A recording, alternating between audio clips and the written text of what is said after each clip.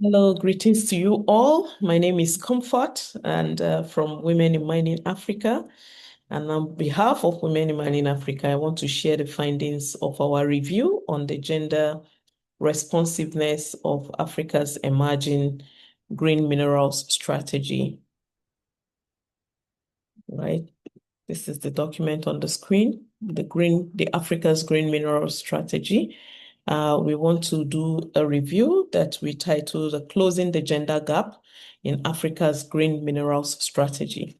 So this is a document that outlines the blueprint, ambitious blueprint, I must say, that is aimed at positioning Africa at the center of the global energy transition.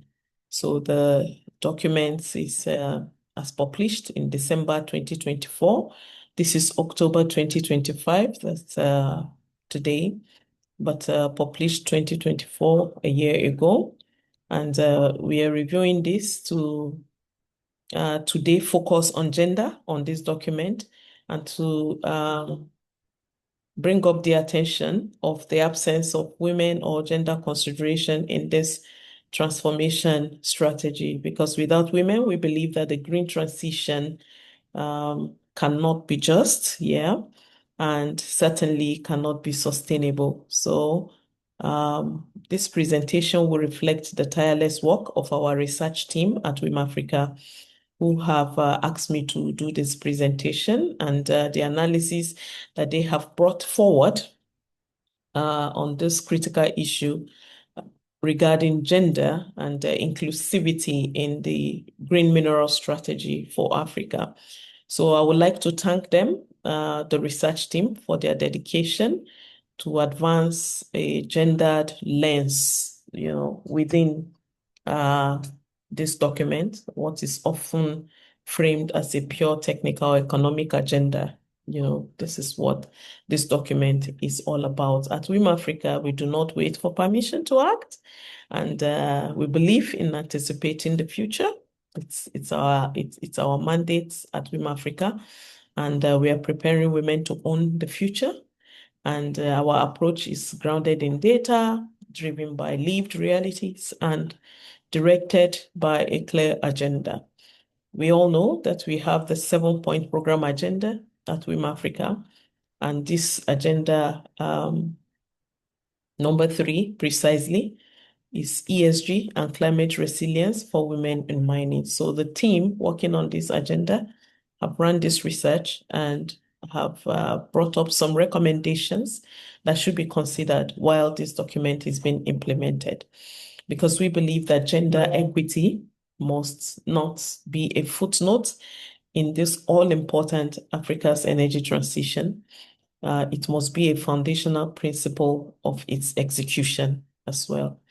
And policies, around the world, around lithium, around cobalt, around graphite, and other green minerals are evolving. So we must ensure that as these policies are evolving, that women are not left behind again, most especially in the African context. So we are here to propose some practical solutions and not just to critique, but to constructively bring up recommendations that could be considered as we implement this strategy for Africa. So we want to offer some form of framework that could be considered and to build together with the teams practical and evidence-based actionable gender integration for this document. So let's begin. I will stop sharing this file now and I will share the slide for the presentation today. All right, thank you for putting up the slide. So the Africa's Green Minerals Strategy outlines a strong vision for industrializing Africa. This is really superb. This is a great job that has been done, and it is built on pillars of value addition, regional beneficiation, and also on climate resilience, which is really fantastic. And yet, while it speaks of innovations and sustainability, we have observed that it falls short where it matters most, which is inclusion. And women, especially those who are working in the artisanal and small-scale mining um, sector or aspects of the mining, remain invisible in this very, very laudable vision of for Africa. So next slide, please. What does the document say, and what is it that it did not say? I think, okay, the promise of AGM is what is showing. Okay, yeah, it's anchored in value addition, as I have said, and industrialization. Next slide, please. So, yes, I really wanted to talk about what the documents say and what it doesn't say. So this is more than 100 pages document. And we observed that the term gender appears only once and in passing. And there are no gender disaggregated targets in this document. And there are no dedicated chapters for women in mineral value chain. And also, we have observed that there are no strategy for empowering women-led enterprises in beneficiation, in tech, in climate, smart mining. This is our observation. At the end of this, somewhere along the presentation, I would come up with a few recommendations that the research team have put together that we think that while we're executing this strategy, we can consider those recommendations and make sure that what is missed can be compensated for, while we execute. So this is really a missed opportunity to us because not only does it need to be aligned with the WiM-Africa, with the Africa Mining Mission, AMB, but to also center those who are already carrying the weight of informal economies. It needs to be the outcome of having a strategy that will be utilized for just transition. So next slide, please. The reality on ground is what we all know, and the numbers tell a different story based on what is now the blueprint for just transition that we are reviewing today. Women contribute over 1.2 billion USD annually to local mining economies in sub-Saharan Africa only, and primarily through the ASM, through mineral trading and through support services. So they dominate the informal value chains. And we think that this is a systemic exclusion from finance, from land access, from training, and from safety protocols that they ought to benefit or that ought to be captured in this all-important document. So women are visible in the pit. They are vulnerable to land grabs, to unsafe pits, and economic exclusion. Every now and then in Africa, we have safety issues at the pits, and we have pit collapse. We have in the ASM sector, there's quite a lot of challenges that could hinder a just transition. So we thought that this could have really been looked into and captured as an integral part of this document. So next slide, please. And that says what needs to shift at the policy level. So what needs to change is a policy shift. Next slide. What needs to change is a policy shift. Thank you.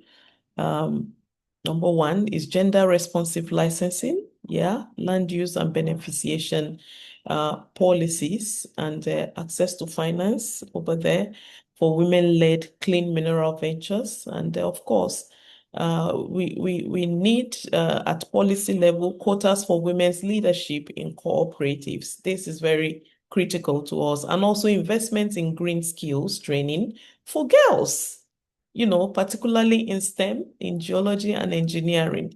This is really what should be considered as this document.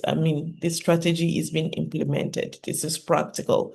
We need investment in green skills training, for girls, for the next generation, women in mining and young ones that are coming up, so that in the next decade, we could see some real changes, this really, we don't think are side issues. We think that they are structural levers. They are core matters to be considered for inclusion in this strategy.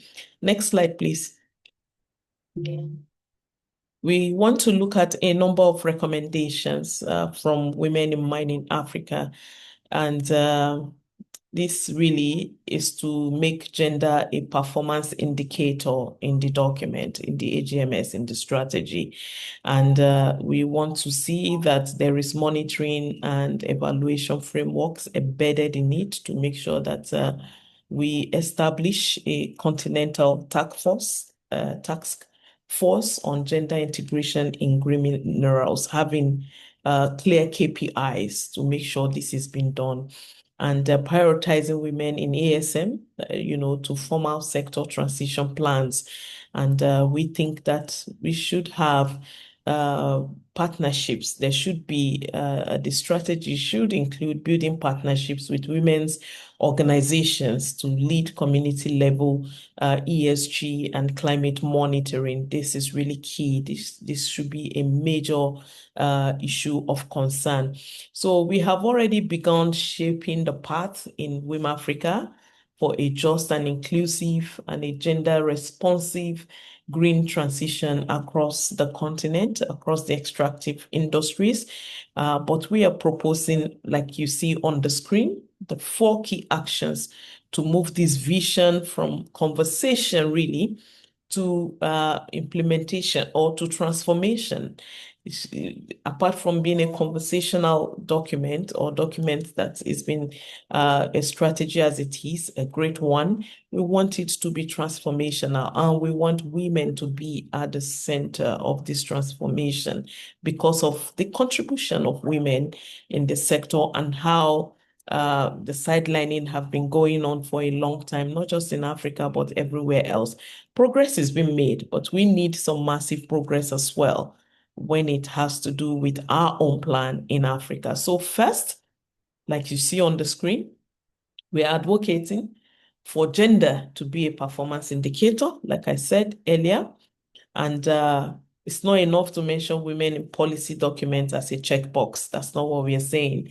But we must build measurable indicators.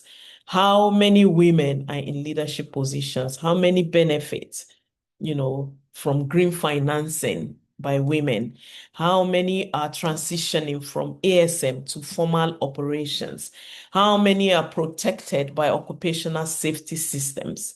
Have the numbers of women losing their lives at ASM mine sites, has it declined over the year? So by embedding these gender issues into the M&E frameworks for the AGMS, we believe that this would have been really a big achievement, that the women are not just observers, but they are being planned for, and they are co-authors of the strategy itself. So secondly, we are proposing the establishment of a Continental Task Force on gender integration in this green minerals strategy. This task force should bring together African Union organs, women organizations, regional economic communities, the RECs, women DFIs, for instance, WiM-Africa, or the WiM organizations, academic institutions, the universities, the mine schools, or academic platforms that promote mining. We believe that the task force should bring it together, most especially having the gender in mind, to harmonize these standards and to track progress and issue annual reports on gender. On gender responsiveness in the green mineral sector for Africa. So this is our recommendation, and we think that it will be the right steps to be taken in order to have gender fully integrated in the execution of this strategy. Then number 3, as you see on the screen, we are already prioritizing women in ASM to formal sector transition plans at WiM-Africa. So we want the small-scale women miners whom have been treated as, a policy problem instead of a strategic asset.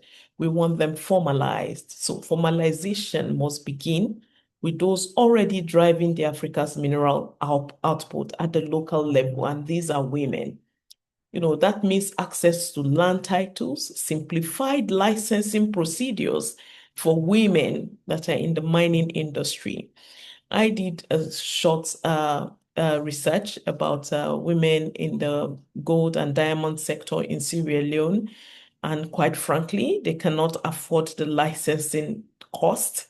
So I think that is mostly that way for most women across Africa. So the simplified licensing procedures should be a core aspect for this strategy implementation. If we can have an addendum that captures gender, this will not be out of place. And then we want to see also financial literacy, programs, as an inclusion, as included in what's in going forward regarding implementing this document across the continent. And we also want to see technology adoption and market linkages for women, for these women in the communities who are already driving the Africa ASM sectors in their different communities. So formalizing women miners is very critical. It is really an economic justice for just transition, and it is very smart as well for industrialization. So we think that this should be at the forefront, at the core, and properly captured in an all-important document as the strategy. So finally, we at WiM-Africa are building partnerships with women's organization, with continental bodies, so that we can lead community level ESG and climate monitoring. So we are proposing, like you see on the fourth recommendations over there, that women at the grassroots should know what water sources are polluted and what forests are cleared, and when communities are unsafe, they should know, as a plan, they are the first to witness the social and ecological cost of mining. So they should be included. They should be included through equipping them with data tools, digital platforms, the literacy of it, of course, and monitoring frameworks that we can transform them into real-time responsible mining and climate governance or climate-friendly approach for mining in the ASM sectors. So these 4 recommendations, we believe, will be a paradigm shift, and the document detailing this recommendation for the strategy would also be uploaded on our website, and we are open to collaboration regarding this. So this is what WiM-Africa stands for. It stands for practical, actionable steps to make sure that at the grassroots level that people benefit in all, not just our people, women benefit in all plans, in all continental plans. While stakeholders' engagement is obvious, we want to see that there is inclusion of these very critical stakeholders, the women who are driving the African mining industry. A research was published by Center LSD, Center for Leadership and Strategic Studies, LSD, in Nigeria. And the documentary that I watched was checking the ASM sector, the communities, the mining host communities, how they are faring in light of mining companies coming to their communities, and how the ASM is benefiting from those industries or not benefiting, and what the ASM are faced with in terms of challenges in Nigeria. And 90%, in fact, almost all the miners that were interviewed, they were met on site, interviewed on that particular project, were women. They were women. So every plan in Africa have to consider gender, not just as a checkbox, like I said earlier, but as a critical component of of a just transition, talking about climate change and also ESG. So in our final thoughts and way forward is that we can't green the future. We cannot green the future with half of the population left behind, we the women. And if Africa wants a just transition, it has to be one that delivers industrialization and climate resilience. And we must rewrite our green mineral strategies with women at the center. We can have an addendum, we can have an implementation framework that will now look at the gender part of things that have been omitted, in my opinion, and I think in the opinion of the research team that did this study. Yeah, this is an omission. We believe it's an omission, and it's an important omission, which needs to be, we need to write something. We just need to write something on the strategy that puts women at the center of it. And then the solution exists. Yeah, the solution really exists. The leadership exists amongst us women in the continent. And what we need now is really the political will to take action, the political will to include us in every plan in the continent, the political will to engage with us and to make sure that our voices are fully captured, not just engaged, but that there is a plan developed with us in mind and clearly stated on regarding what needs to be done for gender for every single plan in the continent. So thank you very much for listening. I will now take questions either now or later on, and we can together see what is possible regarding either having an addendum on this, like we have recommended, or developing an implementation framework for the AGMS that puts women at the center. Thank you very much for listening.